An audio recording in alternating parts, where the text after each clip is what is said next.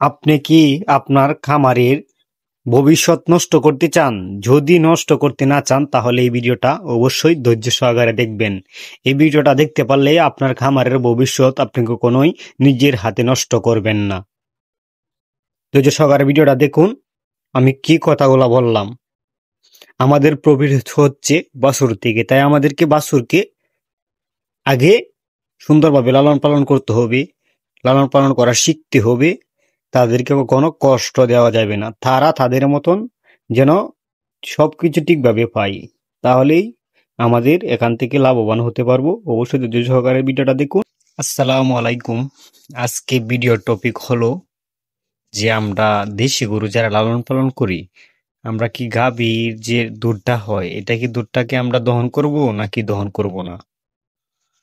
আমি এক কথায় বলতে গেলে যে আপনি দুধ দহন করবেন না।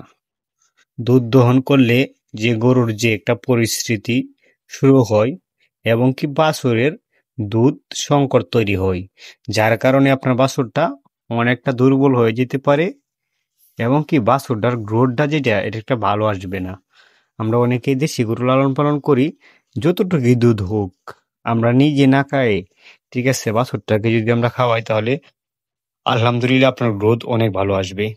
এই যে দেখেন, এই বাছুরটার কিছু পরিমাণে দুধ আমি কিছু পরিমাণে দুধ আমি খাইছি, কিছু পরিমাণে দুধ খাইছি এই বাছুরটা, কিন্তু পুরাটা যদি খাওয়াইতাম আলহামদুলিল্লাহ বাছুরটার শরীর স্বাস্থ্য কিন্তু আরো ভালো হইতো।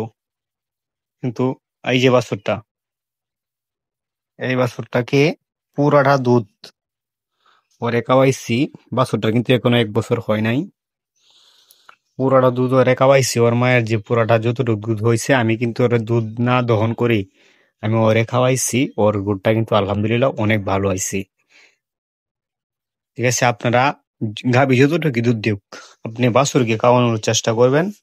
ঠিক আছে, যখন আপনার গাভীটা যখন প্রথম বাচ্চা হলো, বাচ্চা হওয়ার কিছুদিন আপনি পুরাটা দুধ যেহেতু বাছুরটা যদি না খাইতে পারি আপনি কিছুটা আপনি রেখে দিতে পারেন।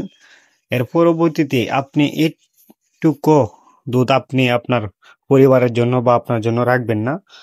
পুরাটা দুধ যদি আপনি আপনার বাছুরকে খাওয়ান তাহলে আপনি এখান থেকে বাছুরটা থেকে আপনি ভালো একটা প্রফিট অর্জন করতে পারবেন বা ভালো একটা টাকা এমন আপনি এখানে জমা করতেছেন দুধটা নিজে না খেয়ে।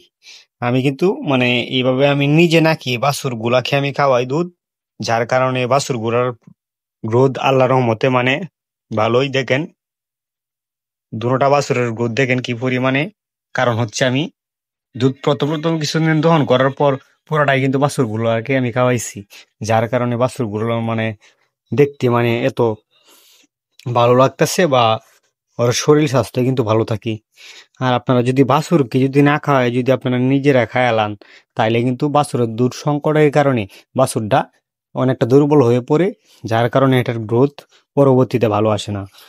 তাই আমরা চেষ্টা করবো যারা দেশি গরু লালন পালন করে এবং কি শাহিওয়াল গরুগুলো আছে যেগুলা অল্প পরিমাণে দুধ দেয়, এই গরুগুলা থেকে আমরা কখনোই দুধ নিজেরা খাওয়ার চেষ্টা করবো না। যদি বাছুরকে খাওয়াই তাহলে আল্লাহর রহমতে আপনার গরুটা ভালো আসবে, আপনার গরু সুস্থ থাকবে।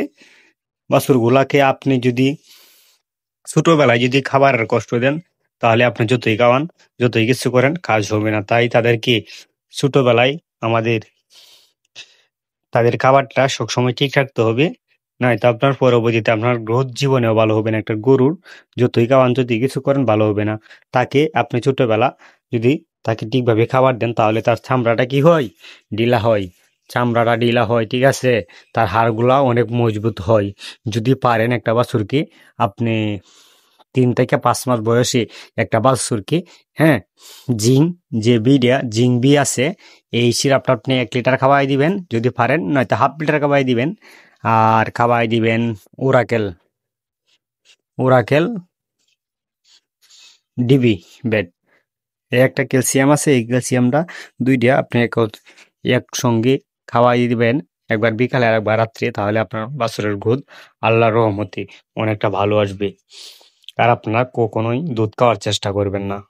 এই কথা বলে আমার ভিডিও শেষ করছি। যদি ভিডিওটা ভালো লাগে থাকে অবশ্যই চ্যানেলটা সাবস্ক্রাইব করে আমার পাশে থাকবেন।